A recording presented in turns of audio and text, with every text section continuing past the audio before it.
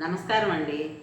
మనం ఇప్పుడు భవానీ కుమారి గారు వ్రాసిన తోడొకరుండిన అనే కథను విందామా? కేశవమూర్తికి హఠాత్తుగా మెలకు వచ్చింది. భార్య భానుమతి పోయిన ఈ 3 నెలల కాలంలో ఆయనకు ఏ రోజూ సరిగా నిద్రలేదు. పట్టినా కలత నిద్రే. మంచినీళ్ళు తాగి అలా దివాన్ మీద కూర్చుని ఆ కలని గుర్తు చేసుకోసాగారు. కలలో భానుమతి ఏడుస్తోంది. ఎందుకు? తాను కదా ఏడవాల్సింది. ఒక్కరోజు అనారోగ్యం పాలవని మనిషి, 56 ఏళ్ళైనా నిండని మనిషి నిద్రలోనే, తాను పక్కన నిద్రపోతూ ఉండగానే ఒక్క మాటైనా మాట్లాడకుండా వెళ్ళిపోయిందేమిటి? 62 ఏళ్ల కేశవమూర్తికి కన్నీరు ఆగలేదు. ఆయన బాధ ఎదిగి పెళ్ళిళ్ళైపోయిన కొడుకులతో పంచుకోలేడు. ప్రస్తుతం శ్రీకాంత్ ఇంట్లో ఉన్నాడు అతను. పెద్ద కొడుకుది మంచి ఉద్యోగమే. కోడలు కూడా చిన్న ఉద్యోగం ఏదో చేస్తోంది. 10 ఏళ్ళు 8 ఏళ్ల పిల్లలున్నారు కొడుకు. పిల్లల బెడ్రూమ్ వాళ్ళకు వదిలేసి తాను హాల్లో సర్దుకున్నాడు. కానీ కోడలు ఇంట్లో ఉన్నంతసేపు సెలవుల్లో హాల్లో ఉండడం ఇబ్బందే. మళ్ళీ కల గుర్తొచ్చింది. కలలో భాను ఏడుస్తోంది. పెళ్ళైన దగ్గర నుంచి ఆమెను ఎప్పుడూ తిట్టెరగడం. 18 ఏళ్లకే తండ్రి పోయిన సంవత్సరంలోనే పెళ్లి చేయాలని ఆమె అన్నలు మేనమామ ద్వారా అతని దగ్గరకు వచ్చారు. తన పెళ్లి చూపులు గుర్తొచ్చాయి. అదొక మధుర జ్ఞాపకం అతనికి. తెల్లగా పొడవుగా ఉన్న భానుమతి ఎంతో నచ్చింది అతనికి. క్లర్క్ స్థాయిలో మొదలైన ఉద్యోగ ప్రస్థానం బాగానే ముగిసింది. తల్లి తండ్రి, తన 2 అక్కలు, అన్న వదిన అప్పుడప్పుడు వచ్చేవారు. అందరితో కలుపుకోలుగా ఉండేది భానుమతి. తాను బాగానే ఉంటాడు తప్పితే అందగాడేం కాదు. జాజి పువ్వు లాంటి భార్య అంటే మొదటి చూపులోనే ఎంతో ఇష్టం కలిగింది. తాను కొంచెం రంగు తక్కువ కూడా. వీలున్నప్పుడల్లా ఆమెకి పనుల్లో సాయం చేసేవాడు. బజారు పనులు వీలున్నప్పుడల్లా చేసేవాడు. లేకపోతే ఆమె చేసుకునేది. ఎంతో ఇష్టంగా ప్రేమగా ఉండేది తనంటే. అన్ని బాధ్యతలు తీరాయి అనుకుని వెళ్ళిపోయిందా? రిటైర్డ్ లైఫ్ ఎంత బాగా ప్లాన్ చేసుకున్నారు. ఆ రోజు కూడా బాధ్యతలన్నీ తీరాయి. ఇక అందరు బంధువుల ఇళ్ళకి యాత్రలకి వెళ్ళి హాయిగా గడుపుదామని చెప్పిన మనిషి తననిలా ఒంటరివాణ్ణి చేసి వెళ్ళిపోయిందేమిటి? తనకు ఆమె తప్ప వేరే ప్రపంచం లేదు. ఆఫీస్ అవగానే సరాసరి ఇంటికి వెళ్ళిపోయేవాడు. తోట పని, బజారు పని కలిసే చేసుకునేవాళ్ళు. తన బాధలు సుఖాలు ఆమెతోనే పంచుకునేవాడు. ఇంటి కోసం స్థలం కొన్నప్పుడు మొక్కలు పెంచుకోవాలని ఎంత సంబరపడింది. 2 బెడ్రూములు, హాలు, వంటిల్లు కట్టినందుకు పెద్ద రాజభవనం కట్టించి ఇచ్చినట్టు ఎంత సంబరపడిపోయింది. పెద్దవాడు హైదరాబాదులో, చిన్నవాడు శ్రీకర్ ఉద్యోగరీత్యా నార్త్లో ఉన్నారు. కోడళ్ళు ఎలా ఉన్నా ఏమీ అనేది కాదు. సెల్ ఆన్ చేసి ఆమె ఫోటోలు చూస్తూ కూర్చున్నాడు. పెళ్లి చూపులకు పంపిన ఫోటోతో సహా అన్ని అకేషన్స్కి తీసిన ఫొటోస్ ఉన్నాయి. చూస్తుండగానే కన్నీటితో ఫోటోలు మసకబారిపోసాగాయి. పక్కనే పడుకుని ఉంది. ఆమె శ్వాస ఎప్పుడు ఆగిపోయింది తెలియనంత మొద్దు నిద్రపోయాడు అతను. ఎంత దౌర్భాగ్యుడు! కన్నీళ్లతో చెంపలు తడిసిపోతున్నాయి. ఎప్పటికో నిద్ర పట్టింది. హాల్లో పడుకున్న వాళ్ళు 8 అయినా లేవకపోతే ఎంత ఇబ్బంది. నాకు అవతల ఆఫీస్ టైం అవడం లేదు, లేపండి మీ నాన్నని. కోడలి గొంతు బిగ్గరగా వినపడుతోంది. ఉలిక్కిపడి లేచాడు మూర్తి. కొడుకు దగ్గరకొచ్చి ఏదైనా మాట్లాడతాడు అనుకున్నాడు. శ్రీకాంత్ తండ్రి దగ్గరకొచ్చి, రాత్రి నిద్ర పట్టలేదా నాన్న అన్నాడు. మాట్లాడకుండా లేచి హాల్లో ఉన్న బాత్రూంలోకి వెళ్ళి మొహం గడుక్కుని వచ్చాడు. కాఫీ ఇచ్చింది కోడలు. అది భానుమతి ఇచ్చే కాఫీలా లేదు. టిఫిను భోజనం టేబుల్ మీద పెట్టాను, తర్వాత తినండి. ఆ మాటల్లో సౌమ్యత లేదు. నిట్టూర్చాడు మూర్తి. రోజులు నిస్సారంగా గడుస్తున్నా విశ్రాంతి ఉంది, ప్రశాంతంగా లేదు. కలొచ్చిన వారానికి సాయంత్రం పార్కుకు వెళ్ళాడు. అక్కడ అతనికి స్నేహితులు ఎవ్వరూ లేరు. వెళ్ళిన అరగంటకే వెనక్కొచ్చి ఫ్లాట్ ముందు బెల్లు నొక్కబోయి ఆగిపోయాడు. కోడలి మాట వినిపించింది. ఆయన చిన్న కొడుకు యుఎస్లో చదవడానికి స్టడీ లోన్ తీసి మళ్ళీ తానే రిటైర్ అవగానే కట్టారు కదా. ఇప్పుడు అతను ప్రేమించిన దానికోసం వెనక్కి వచ్చాడు. నార్త్ కోడలు ఈయన్ను చూస్తుందా? మనమే కదా చూడాల్సింది. ఆ ఇల్లు అమ్మి డబ్బులు ఇమ్మనండి. మీ తమ్ముడు వాటాకొస్తే ఎవరి చదువులకు ఎంత అయిందో లెక్క తేల్చమనండి. శ్రీకాంత్ నచ్చ చెప్తున్నట్టుగా అంటున్నాడు. అమ్మ పోయి 3 నెలలు కాలేదు. ఇప్పుడు కొత్తింటికి ఏం తొందర వచ్చింది? నేను ఇప్పుడేమీ మాట్లాడిన ఆయనతో ఖచ్చితంగా తేల్చేశాడు కొడుకు. కనీసం మీకెంత, శ్రీకర్కి ఎంత ఖర్చు పెట్టారు అదైనా అడిగి రిటైర్మెంట్ బెనిఫిట్స్లో 15 లక్షలు ఇవ్వమనండి. శ్రీకాంత్కి బాగా కోపం వచ్చినట్టుంది. చెబుతుంటే అర్థం చేసుకోకుండా కొత్త ఫ్లాట్ అంటూ గోల్ చేస్తావేంటి? సహనం కోల్పోయినట్టుగా అరిచాడు. విజయ ఇల్లు అమ్మేయమని అన్యాపదేశంగా అంటూనే ఉంది. వెనుదిరిగి వెళ్ళి కిందన్న బెంచీ మీద కూర్చున్నారు. ఆయనకి కోడల మీద కోపం రాలేదు. ఇంతకాలం వాళ్ళు ఒక రకమైన ఇండిపెండెంట్ జీవితానికి అలవాటు పడ్డారు. విజయ ప్రైవసీ కోల్పోయినట్టుగా ఫీల్ అవుతోందని ఆయనకు అర్థమైంది. ఇల్లు అమ్మేసిస్తే 4 బెడ్రూమ్ ఫ్లాట్ కొంటే? ఆయన హఠాత్తుగా తన ఇల్లు గుర్తుకొచ్చింది. అవును, ఇల్లు. భానుమతి పోగానే వచ్చేశాడు. దశదిన కర్మ అయిపోగానే కొడుకు రమ్మనగానే వచ్చేశాడు. అప్పుడు కలిగిన వ్యధ ఒంటరిగా ఉండనివ్వక కొడుకు దగ్గరకు వచ్చేలా చేసింది. నాన్న అన్న శ్రీకాంత్ పిలుపు విని తలెత్తి చూశారు ఆయన. 8 అయింది నాన్న, మీరు ఇంతవరకు రాలేదని కంగారు వేసింది. ఏదోరా అలా కూర్చుండిపోయాను నిర్వేదంగా అన్నారు. నాన్న కొడుకు గొంతులో బాధ గమనించి ఏమీ లేదు నాన్న పద అంటూ బయలుదేరారు. 2 రోజుల తర్వాత ఇంటికి వెళ్ళాలని ఉంది శ్రీకాంత్ అన్నారు కొడుకుతో. శ్రీకాంత్ అదేమిటి నాన్న, నువ్వు ఒక్కడివి ఎలా ఉంటావు ఆందోళనగా అన్నాడు. ఇల్లు ఎలా ఉందోరా, లంచ్ అయ్యాక వెళ్తాను. విజయ ఇలా రామ్మా. 2 లాంగ్ నోట్బుక్స్ ఆమె చేతిలో ఉంచుతూ అన్నారు. మీ అత్తయ్య 2 కొడుకులకు ఎవరి ఖర్చు ఎంత అయిందో రాసి పెట్టిందమ్మా. శ్రీకాంత్కి 6 లక్షలు తక్కువ ఇచ్చాను. ఇంకా ఆఫీసు నుండి కొంత రావాలి. రాగానే పంపుతాను, పిల్లల పేరును వెయ్యి. వంచిన తల ఎత్తలేదు విజయ. తండ్రి 2 రోజుల క్రితం విజయ మాటలు విన్నాడేమో అని అనిపించింది. తండ్రిని ఉండమని అడగటానికి సంశయించి ఏమీ మాట్లాడలేకపోయాడు శ్రీకాంత్. 4 గంటలకల్లా ఇంటికి చేరాడు.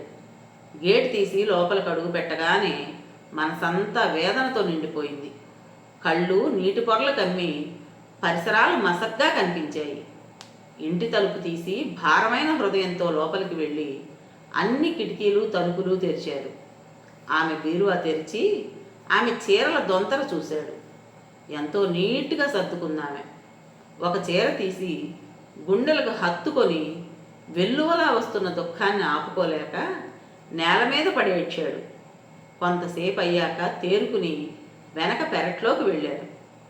పెరట్లో భార్య ప్రాణ సమానంగా పెంచుకున్న మొక్కలు వడలిపోయి కనిపించాయి.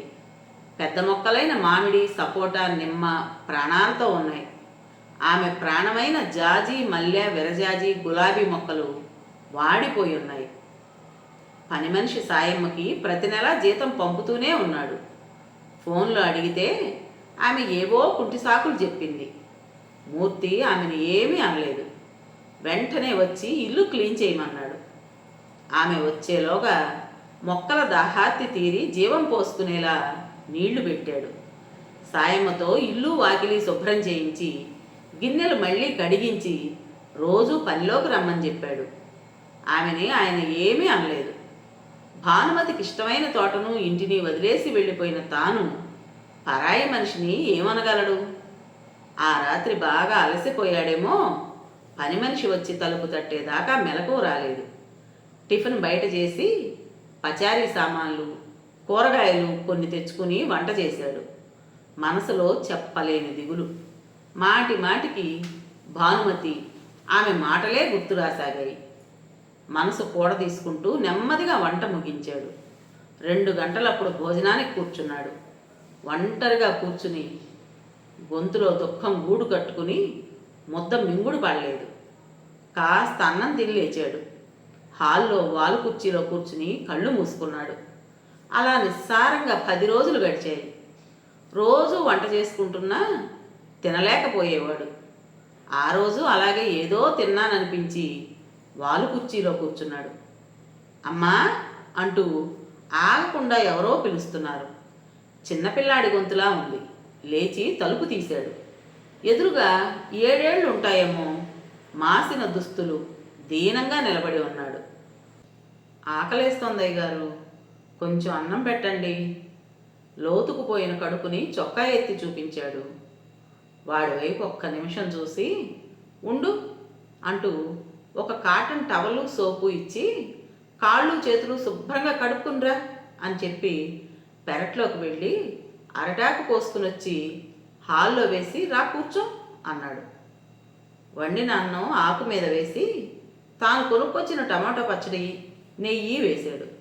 నెయ్యి వద్దండి అయ్యగారు, తిను, పచ్చళ్ళలో నెయ్యి వేసుకోకపోతే ఎలా తింటావు? వాడు తల వంచుకొని కూర్చున్నాడు. కళ్ళ నుండి కన్నీళ్లు రాలి అన్నంలో పడసాగాయి. ఆయనకి తెలియదు వాడు సరిగ్గా అన్నం తిని ఎన్ని రోజులైందో. ఏడవకు, అన్నం తిను. చొక్కాతో కళ్ళు తుడుచుకుని అన్నం గబగబా తినసాగాడు. నెమ్మదిగా తిను ఆర్ద్రంగా అన్నారు. తర్వాత కూర అన్నం, పెరుగన్నంతో పాటు 2 అరటిపళ్ళు ఇచ్చి తినేలా చూశారు. ఆకు పడేసి చేతులు కడుక్కుని వచ్చి ఆయన ఎదురుగా నుంచున్నాడు. కూర్చో, నీ పేరేమిటి? రవికిరణ్ అయ్యగారు.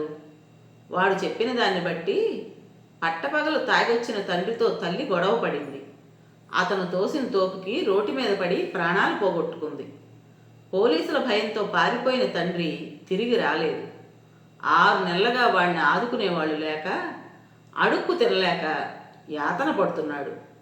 నిండా 7 ఏళ్ళు లేవు. హఠాత్తుగా ఆయన కనిపించింది. వాడి దుఃఖం ముందు తనదెంత. అయ్యగారు, ఆకులు అవి శుభ్రం చేస్తాను, చెట్లకు నీళ్లు పోస్తా, బజారు పనులు చేసి పెడతా, ఒక్క పూట అన్నం పెడితే చాలు. ఈ వరండాలో పడుంటా. చేతులు జోడించి ఏడుస్తూ అడిగాడు. గబుక్కున వంగి వాడి చుట్టూతా చేతులు వేసి హృదయానికి హత్తుకున్నాడు. ఆయన కళ్ళు ఆగకుండా వర్షిస్తున్నాయి. ఆ పసివాడి వయసు ఎంతని? భార్య మరణంతో ఘనీభవించిన ఆయన హృదయం కరిగి కన్నీరుగా ప్రవహించింది. కనీసం తాను 62 ఏళ్ళు అన్ని బంధాలలోనూ మాధుర్యాన్ని అనుభవించాడు. వాడి వయసుకు ఎంత వ్యధ, ఒంటరితనం. నెమ్మదిగా తేరుకుని వాడి కన్నీళ్లు తుడిచి అన్నాడు. రవి, నాకు నువ్వేమీ పనిచేయనవసరం లేదు. నాకు తోడుగా ఉండు. అమ్మమ్మ లేదు, నిన్ను చదివిస్తాను, ఉండిపోతావా నాతో? వాడు మళ్ళీ ఆయన్ను చుట్టేసి గట్టిగా ఏడవసాగాడు. గంట తర్వాత రవి శుభ్రంగా తలారా స్నానం చేసి ఆయన మనవడి బట్టలు లూజ్గా ఉన్నా వేసుకున్నాడు. వాడికి కావలసిన బట్టలు, చెప్పులు, కావలసినవన్నీ కొన్నాడు. షాపింగ్ అయ్యేసరికి రాత్రి 8 అయింది. మంచి హోటల్లో భోంచేసి చివరగా ఐస్ క్రీమ్ ఇప్పించాడు. వాడి సంతోషం ఆయనకి ఎంతో శాంతిని కలిగించింది. మర్నాడు ఊళ్ళో పేరెన్నికగా అన్న స్కూల్కి తీసుకెళ్ళి 2nd క్లాస్లో చేర్చారు. స్కూల్ డ్రెస్సు, షూసు, బుక్సు అన్నీ కొన్నాడు. ఆ పసివాడు సంతోషానికి అంతే లేదు. మాటి మాటికి బుక్స్ తీసి చూసుకుంటున్నాడు. ఆ రోజు ఆయన వాడితో పాటు కడుపు నిండా తినగలిగారు. కేశవమూర్తికి ఇప్పుడు రోజులు ఎలా గడుస్తున్నాయో కూడా తెలియడం లేదు. ఉదయాన్నే లేవడం, రవితో కలిసి మొక్కలకు నీళ్లు పోయడం, వంట చేసుకోవడం, వాడిని స్కూలుకు పంపించాక విశ్రాంతి తీసుకోవటం, సాయంకాలాలు పార్కుకి లేదా మార్కెట్కి వెళ్ళడం, అన్నీ రవి తోడురాగా చేస్తున్నారు. వాడు క్విక్ లెర్నర్. తన నిర్ణయం వాడి విషయంలో సరైందేనని తెలుస్తున్న కొద్దీ ఆయనకి ఎంతో తృప్తి కలుగుతోంది. ఒకసారి శ్రీకాంత్ వచ్చాడు. ఎందుకు నాన్న ఈ వయసులో ఈ అబ్బాయి బాధ్యత నీకు? అమ్మ జ్ఞాపకం రా ఈ ఇల్లు. నాకు వాడు బరువు కాదు. అమ్మలేని ఈ జీవితానికి వాడు ఒక తోడు అంతే. చాలా రోజుల తర్వాత తెల్లవారుజామున భానుమతి కనిపించింది. అతని తల మీద చేయి వేసి నిమురుతూ అన్నది, కలత పడకండి, ప్రశాంతంగా ఉండండి, నేను వెళ్తానిక, తలుపేసుకోండి. భాను, వెళ్ళకు, గట్టిగా అరుస్తూ లేచాడు. అరిచాను అనుకున్నాడు, కానీ నోటిలోంచి చిన్న శబ్దం కూడా రాలేదు. తల తిప్పి చూశాడు. రవి పక్కన మంచం మీద ప్రశాంతంగా నిద్రపోతున్నాడు. మంచినీళ్లు తాగి కలలో భానుమతిని గుర్తు చేసుకున్నారు. ఏమన్నదామె? కలత పడవద్దు, ప్రశాంతంగా ఉండమన్నది. 2 బంగారు గాజుల మధ్య ఎర్రని మట్టి గాజులు, ఆమె ముఖంలో చిరునవ్వు హఠాత్తుగా ఆయనకు గుర్తుకొచ్చింది. అవును, ఆమె చనిపోయిన రోజు కోరా కలర్ బెంగాలీ కాటన్ చీర, ఎర్ర జాకెట్టు వేసుకుంది. రాత్రి అలాగే కనబడింది. అంటే ఆమె ఇంక తనకు కనబడదు. తనని మర్చిపోయి ఆ పసివాడితో మిగిలిన జీవితాన్ని సాగించమన్నదా? తన జ్ఞాపకాలతో బాధపడవద్దని, లేదా తనకు ప్రాణప్రదమైన ఇంట్లోనే తాను జీవిస్తున్నందుకు సంతోషపడి వెళుతున్నాను అని చెప్పిందా? అందుకే వెళ్తున్నాను, నా జ్ఞాపకాల తలుపులని మూసివేయమని చెప్పిందా? అంటే ఆమె ఇంకా తనకు కనబడదని అర్థమైంది. కంటి వెంట కారుతున్న నీటిని తుడుచుకుని నిద్రకు ఉపక్రమించారు ఆయన. విన్నారు కదండి. మరి ఈ కథ మీకు నచ్చిందా? నచ్చినట్టయితే లైక్ చేసి మరో నలుగురికి షేర్ చేయండి. అలాగే ఇంత మంచి కథను మనకు అందించిన రచయిత్రి గారికి మనస్ఫూర్తిగా ధన్యవాదాలు తెలుపుకుంటూ మనందరి తరపున ఈ కథ పైన మీ విలువైన అభిప్రాయాన్ని కామెంట్ బాక్స్లో తప్పకుండా తెలియజేస్తారు కదా.